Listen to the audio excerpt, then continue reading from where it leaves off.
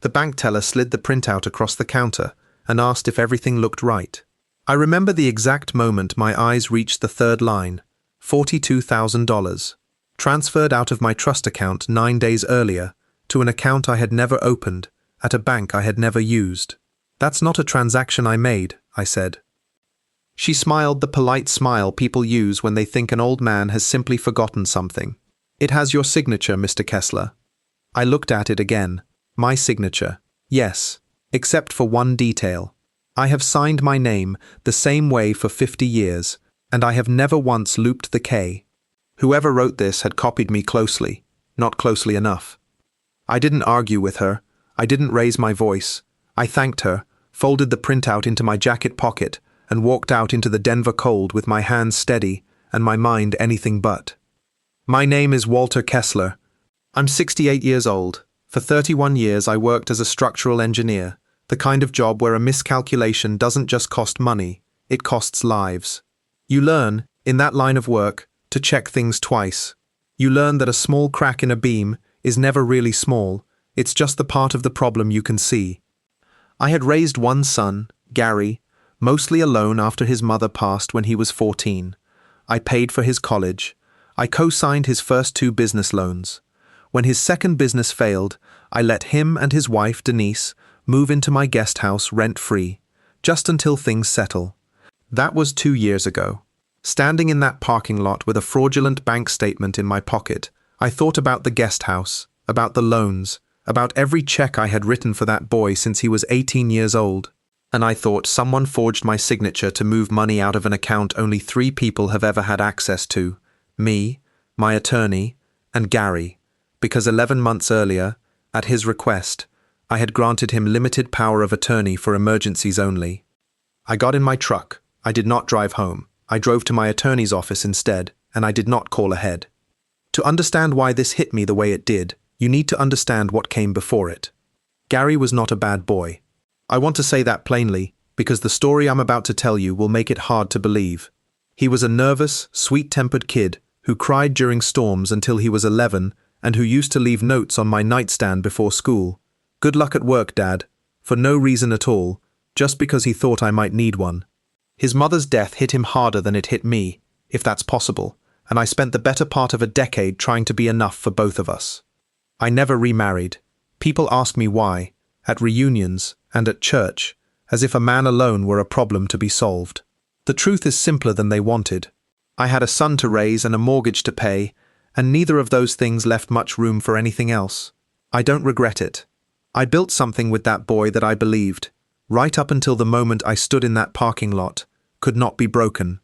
When Gary married Denise 8 years ago, I liked her immediately. She was sharp, funnier than she let on at first, the kind of woman who remembered your coffee order after meeting you once. She worked in medical billing, which meant she understood paperwork the way I understood load-bearing walls, completely, and with a level of comfort most people never develop. Their first business, a specialty coffee roastery, failed within 18 months. I covered the lease default so it wouldn't follow them onto their credit.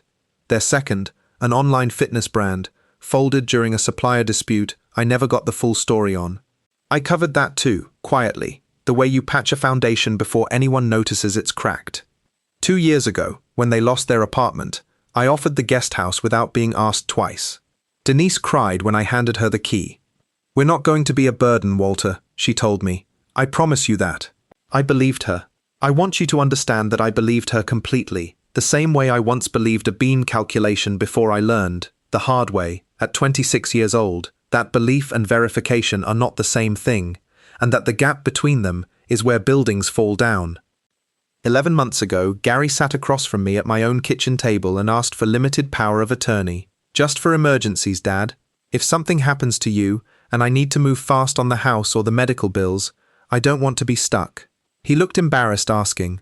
Denise didn't come to that conversation at all, which I remember thinking, at the time, was thoughtful of her, giving us privacy.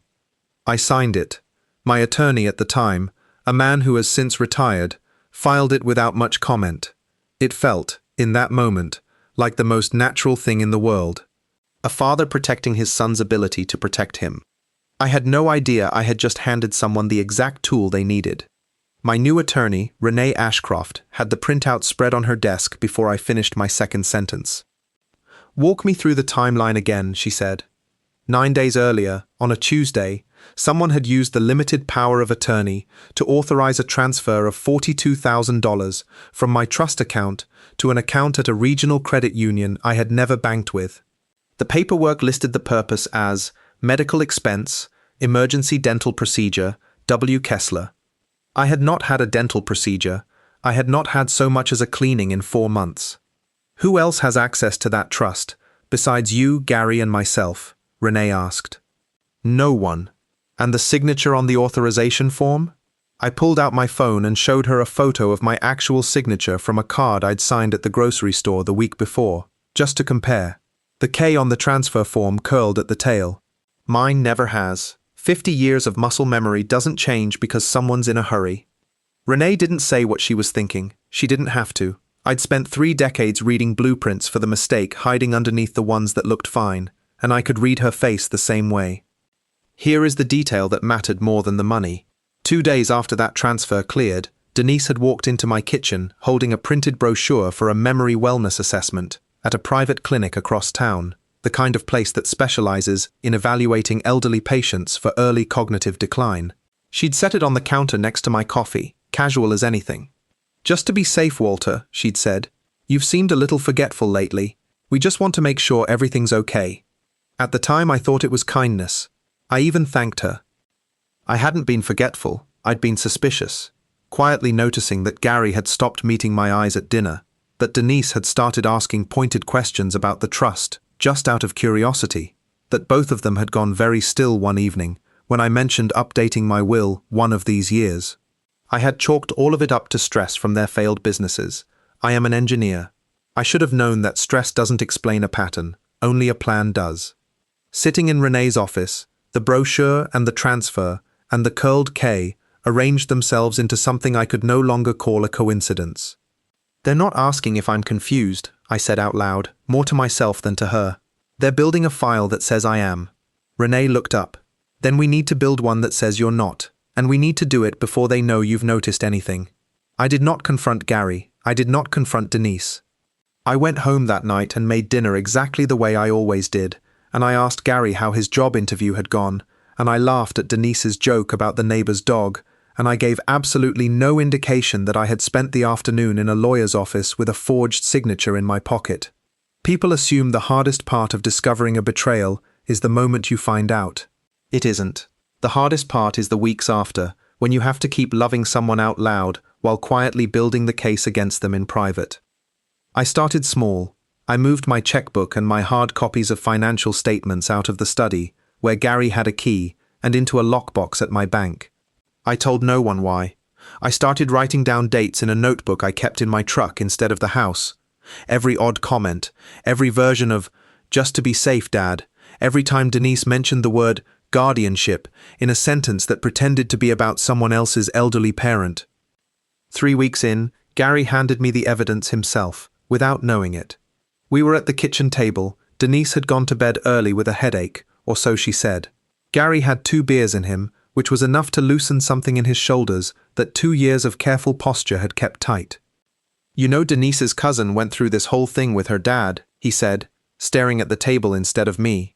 "Guardianship, I mean. Once you file, the court usually just wants an evaluation. It's not as dramatic as it sounds." I kept my face perfectly still. Inside, I was doing the math on how long they'd been researching this. "Why would you be thinking about guardianship, Gary?" He laughed, too fast.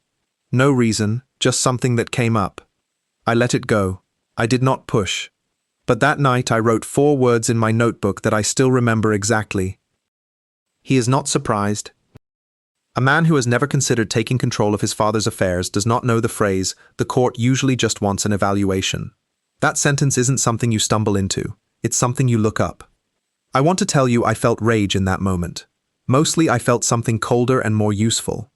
I felt the particular calm that comes from finally understanding the shape of a problem you'd only been feeling the edges of. Renee Ashcroft had spent 11 years handling elder law disputes before I ever walked into her office, which meant she had seen this exact pattern more times than she wanted to count. They're doing 3 things at once, she told me, laying it out on a whiteboard like a blueprint. 1. Draining the trust in amounts small enough to explain away. 2. Building a paper trail suggesting you're cognitively impaired, so that if you challenge the money, nobody believes you. 3. Softening you up socially, so that when they eventually file for guardianship, it looks like a loving family finally taking action, not a hostile takeover. And if I confront them now? They deny everything, destroy whatever's left to destroy, and you're an old man making accusations with no proof except a curled letter K, you'd lose. She capped the marker. So we don't confront, we document, and we take back control of the things they think they already control. Over the following month, we did exactly that. Renee filed paperwork revoking the limited power of attorney entirely, replacing it with nothing, no successor named, effective immediately and quietly, through the bank's internal channel, rather than a public notice that Gary might see coming. She helped me schedule an independent cognitive evaluation of my own, not because I doubted myself, but because a clean bill of health from a licensed neuropsychologist, dated and notarized, would be worth more in a courtroom than any amount of me insisting I was fine. I passed with, in the doctor's words, no findings whatsoever of concern for a man of any age. I asked her to put that in writing twice, in case the first copy went missing. We traced the $42,000 to an account that led, 3 transfers later, to a payment on a car loan in Denise's name, a car I had never seen in my driveway, which meant it was parked somewhere they didn't want me looking. Renee found 2 more transfers I hadn't noticed on my own, $6,000 in March, $11,000 in June, both routed the same way, both explained on paper as medical expenses I had never incurred. $59,000, total. Not enough to ruin me. Exactly enough, I suspect, to have been reasonable if anyone ever asked why an elderly man's trust was shrinking. The whole time, Gary and Denise lived in my guest house, ate dinner at my table, and asked me, at least twice a week, whether I'd been sleeping all right. I told them I'd been sleeping fine. That much, at least, was almost true. I slept the way a man sleeps when he has finally stopped wondering what's wrong and started knowing exactly what to do about it. Renee's plan had one requirement that made me uneasy. I had to let them believe they were still winning. So I played along. When Denise mentioned the memory wellness clinic again, I agreed to go. A real appointment, at a real clinic, though not the one on her brochure. I chose it myself, told no one the name, and brought my notarized evaluation with me as backup, in case anyone later tried to claim I'd only passed because I'd rehearsed. When Gary asked, almost too casually, whether I'd thought about simplifying things with the trust, I told him I'd actually been meaning to update some paperwork. His face did something I'll never forget, a flicker of relief so quick he probably didn't know it had happened. Good, he said. That's smart, Dad. What he didn't know was that updating the paperwork meant Renee had already restructured the entire trust with a new independent trustee, a woman named Carol Whitfield who had never met Gary or Denise, and had no reason to feel guilty about protecting my assets from either of them. He also didn't know that the new documents removed Gary as a beneficiary of anything beyond a modest fixed distribution, enough to show I hadn't acted out of pure spite, not enough to reward what he and Denise had spent the better part of a year building toward. There was one close call. 3 days before everything was finalized, I came home to find Denise standing at my desk in the study, her hand resting on the drawer where I used to keep the checkbook. Looking for something? I asked from the doorway. She didn't flinch, which told me plenty about how many times she'd already stood in that exact spot. Just tidying up, she said. This house could use some organizing, Walter. It sure could, I agreed, and walked past her to the kitchen, like nothing about that moment had mattered at all. It mattered enormously. It told me they were getting nervous, which meant they were getting close to acting instead of just planning. Renee had warned me this would happen, that once people like this sense the ground shifting under them, even slightly, they speed up rather than slow down. We had maybe 2 weeks left before they filed for guardianship themselves, trying to beat whatever they suspected I might be building. We used every day of it. By the time Gary's attorney filed the guardianship petition, and he did file it, 3 weeks after Denise stood in my study, every door he thought was open had already quietly closed.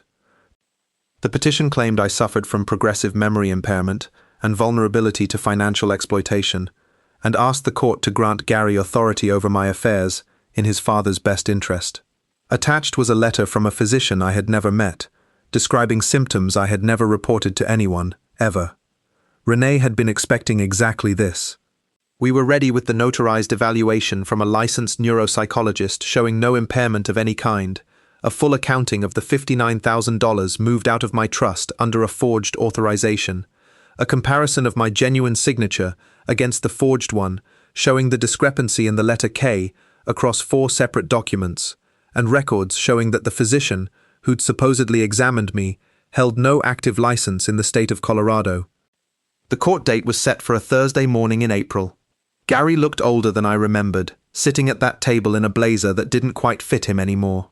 Denise sat beside him, her hands folded so tightly her knuckles had gone pale. I did not raise my voice once.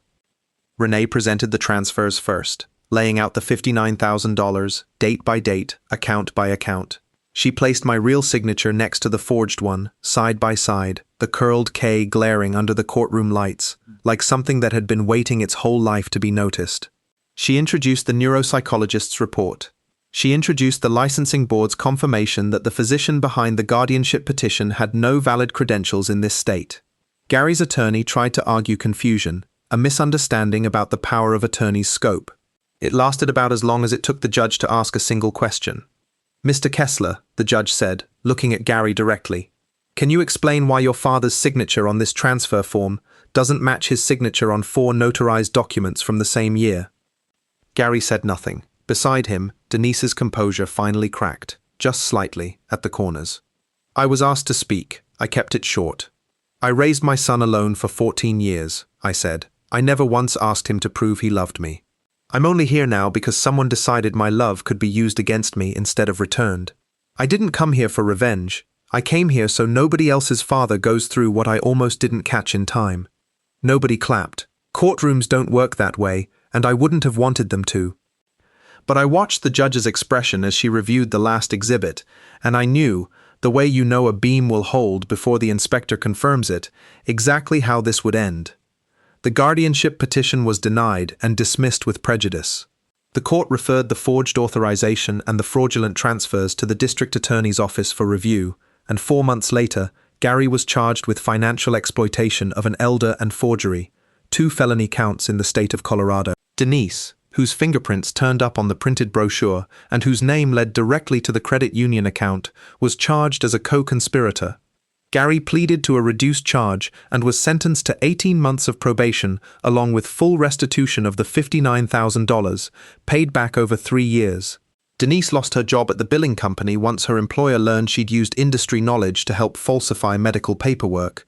She has not, to my knowledge, found comparable work since. They moved out of the guest house within a month of the ruling. I have not spoken to either of them since the day they packed the last box into their car and drove away without a word. I won't pretend that didn't cost me something. It cost me more than $59,000, and I've never once mistaken the two. It's been just over 2 years. The guest house is a small studio I rent to a graduate student, studying structural geology, of all things. She likes to talk to me about rock formations the way I used to talk to Gary about bridges, and I let myself enjoy that more than I probably should. Carol Whitfield still manages the trust. It has grown, slowly and honestly, exactly the way money is supposed to grow when nobody's quietly bleeding it from underneath. I heard, secondhand, that Gary is doing landscaping work outside Colorado Springs. I hope that's true. I hope it's steady. I don't wish him ruin. I only refuse to keep paying for the version of him that decided my trust was easier to steal than to earn. Here's what I'd tell you. If you were sitting across from me the way Renee once sat across from me with that printout between us, love does not obligate you to ignore evidence. I loved my son for 38 years before I ever stopped to verify anything he told me, and loving him didn't make the forged signature disappear, it just made it harder to look at. Look at it anyway. That's the whole lesson, really. Verify the people closest to you exactly as carefully as you'd verify a beam holding up a roof, not because you expect it to fail, but because the ones that do fail rarely announce it beforehand. If you've made it this far, I'd like to know, has someone you trusted ever asked you to sign something you didn't fully read? Tell me in the comments, and if this story meant something to you, consider subscribing, because there are more stories like this one still to tell. This story is a work of fiction, created for narrative and entertainment purposes. Any resemblance to real individuals or events is coincidental.